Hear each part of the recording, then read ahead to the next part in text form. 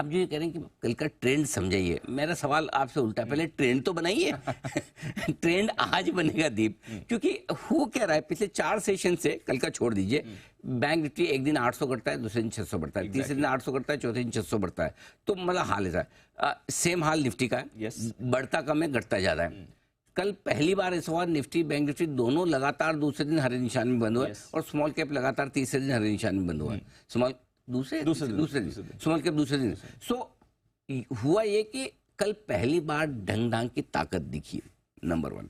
Number 2, कल आप जो पूछे कि हुआ क्या, क्यों इतने सारे खराब संकेतों के बीच में, आपको याद होगा परसों बढ़ने की वजह मैंने आपको बताई थी, एक ही थी कि बैंक निफ्टी ओवरसोल्ड है, डबल बॉटम बनाने की कोशिश में है, करेक्ट। तो बैंक निफ्टी का तो बढ़ना तय था, और वीकली एक्सपायरी के पहले बैंक निफ्टी आपको कमाल करे।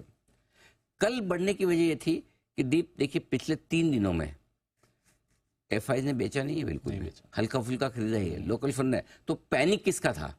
पैनिक ट्रेडर्स का था, जो एक दूसरे के इधर उधर से डिस्कशन करके जो शेयर खरीदते बेचते ना, और क्या लग रहा है, हो इर्डा 140 था, 100 हो गया, अब क्या करूँ, हाँ 100 में बेच देते हैं यार, 100 तो आ रहा है। ये इस तरह की फीलिंग वाले जो लोग होते हैं ना, इनका प्रेशर था।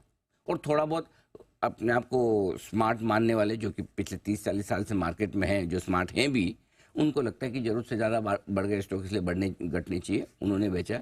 अब उन्होंने तो बेचा होगा पिछले हफ्ते जब मिड कैप्स का करेक्शन शुरू हुआ, पीएसयूज का करेक्शन शुरू हुआ। अब प्रॉब्लम ये कि रिटेल लास्ट में शायद कल परसों में बेचने के मूड में है, तो हमने कल भी और परसों भी ये बचाया कि आप पौने दामों पे अब मत बेचिए। इनफैक्ट अब यहाँ से रिकवरी के संकेत है, रिकवरी बैंक निफ्टी लेड आएगी, पहले बैंक निफ्टी बढ़ेगा, फिर सरकारी कंपनियां बढ़ेगी, उसमें भी आप देख लीजिए बैंक्स पहले बढ़ेंगे, फिर आपके रेलवे, डिफेंस, पावर स्टॉक्स, और एग्जैक्टली मार्केट वैसे ही प्ले करते हुए दिखा। सो आई थिंक मुझे सरप्राइज नहीं है।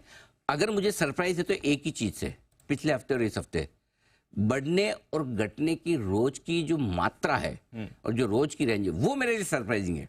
लेवल सरप्राइजिंग नहीं है, लेवल तो परफेक्ट चल रहा है निफ्टी और बैंक निफ्टी का। नीचे का लेवल भी आप देखो, ट्रेडिंग रेंज का लोअर और अपर एंड दोनों मार्केट रोज दिखा रहा है।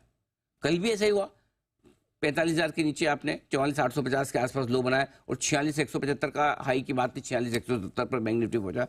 सिमिलरली निफ्टी में 21,850 का आया था, 21,870 पर बनाया, 21,525 का लो बनाया। सो लेवल के हिसाब से मुझे सरप्राइज नहीं है, मुझे सरप्राइज रेंज के हिसाब से और वॉलेटिलिटी से है। और दीप अपनी बात ये भी हुई थी कि ज़्यादा से ज़्यादा आज तक या नहीं तो फ्राइडे तक ये वॉलेटिलिटी भी आपकी कम हो जाएगी, खत्म हो जाएगी। तो मेरे ख्याल से आज से वॉलेटिलिटी कम होना शुरू हो जाएगी, आज से नहीं तो ज़्यादा से ज़्यादा कल से। आज की वीकली एक्सपायरी निफ्टी की निकल गई, उसके बाद थोड़े शांति के ट्रेड होंगे, छोटी रेंज हो जाएगी, आपका ब्लड प्रेशर कम ज़्यादा बढ़ेगा। पैसे कम ज़्यादा बनेंगे ये तो गारंटी नहीं दे सकता, लेकिन ब्लड प्रेशर की गारंटी दे सकता हूँ कि कम ज़्यादा होगा। ठीक है। हाँ, और इसलिए कल मैंने जानबूझ के कहा कि अगर इस मार्केट में कोई ट्रेडर जो दोनों तरफ ट्रेडिंग सीखना चाहता है, तेजी और मंदी की, अगर वो इस मार्केट में पैसा नहीं बना सकता तो वो ट्रेडर बनने लायक नहीं। बात सही है, वो ट्रेडर बने, क्योंकि ये एकदम आइडियल परफेक्ट मार्केट है। R1, R2, R3 रुकावट के तीनों लेवल आपको मिलेंगे, S1, S2, S3 सपोर्ट के तीनों लेवल, इतनी बड़ी वाइड रेंज, 1300 पॉइंट की रेंज थी कल बैंक निफ्टी की, और 350 पॉइंट की रेंज निफ्टी की। अब इसमें पैसा नहीं बनाएंगे तो किसमें बनाएंगे?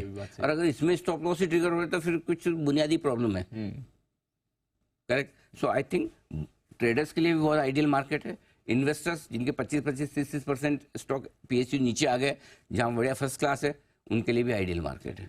कल सारे पीएसयूज में रिबाउंड आ गया, बिल्कुल आ गया।